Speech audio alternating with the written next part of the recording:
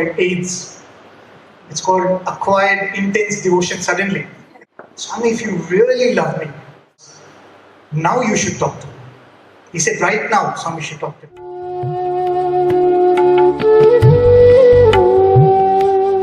It is a fact that the Swami is within each one of us.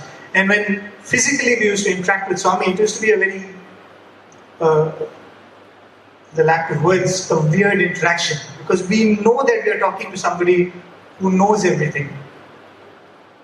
The darkest of your secrets, if you could say that. But then he would ask us, what is your name? Where do you come from? What is your father doing? Right? There used to be all kinds of very interesting interactions which used to happen. But the thing is, even through this experience of Swami asking us all these questions, he would not miss a chance every now and then to reiterate that it's the same Swami who's within. There's one of my seniors who told very casual conversations, these probably will never get into a book because it's so simple and sweet. There's this student of Swami who was sitting in the mandir one day, and Swami was just going around speaking to some boys.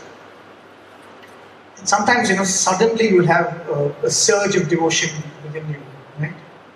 The students will face that. It's not that we're always devoted. And we used to, in the hostel jargon, we used to call it, forgive me, we used to call it AIDS. It's called acquired intense devotion suddenly.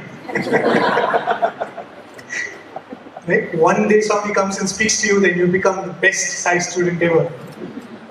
Or one fine day you will wake up and say, oh my God, I'm not being a good student, let me start doing something. Right? So we used to call it acquired intense devotion suddenly. So this boy was sitting in the third block and Swami was going around talking to everybody. And suddenly this boy had this surge of emotion and connect with Swami, and he said, Swami, if you really love me, the way you say you always love us, now you should talk to me. He said, right now, Swami should talk to me. And Swami's just going around like that, right? And this boy suddenly gets this thought. Swami was just walking around, suddenly turns and he said, did you say something? He said, ma? Did you say something? Almost like somebody just spoke out. Right? Because he is there within, he is listening to each conversation which happens within us. When we were waiting, after we finish our education, we would wait for Swami to give us a job. So that's when we are not staying in the hostel. We used to stay outside in the Puttaparthi town. So one day Swami came and told some of the boys, he said, I don't want any of you to stay alone. I want you to stay in groups. He said, it's not safe that you stay alone, so I want you all to stay in groups, either as 2 people or 3 people or whatever it is. So the next day Swami again came and asked, have you all paired up, are you all staying together? So there were these 2 or 3 boys who were still staying alone, right? Because it's like you're done with your hostel life, 12 people in one room, and now you finally have a room for yourself. And now Swami is coming and saying, no, don't stay alone. And the third day Swami came and said very strictly, he said, I'll get you into trouble if I send somebody in. I'll not go into those descriptions. Very graphically Swami scared these boys, and then they finally ended up staying in groups. So a couple of days later Swami comes up and Swami looks at one boy and says, so are you staying with somebody else? So he said, yes Swami. The 2 of us are staying together. He pointed to another boy who was staying beside him. He said, Swami, we both stay together. Swami said, wrong answer.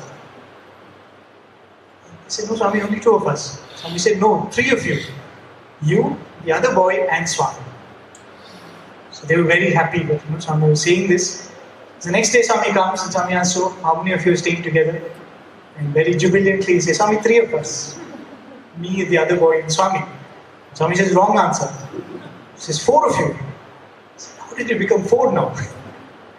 Swami said, no, you and Swami, you and Swami. There's one Swami for each one of you. So they were very thrilled. It didn't end there. The next day Swami again comes and how many of you are staying together? And they said, Swami, 4 of us, me and Swami and he and Swami. Swami said, no, 1, all are 1. You can never beat Swami in this game, can you?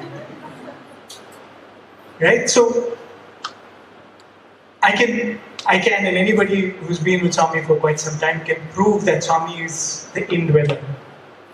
Swami is with you. Swami is always with you. As Swami told a group of devotees in an interview, Swami asked them, where is God? So somebody said Swami inside, and somebody said Swami above. Then Swami always with me. Then Swami said, it's a very beautiful analogy that Swami gave. Swami said, God is like water and you're all like fish. Water is above the fish, below the fish, all around the fish and inside the fish. Swami said God is above you, below you, all around you and inside you.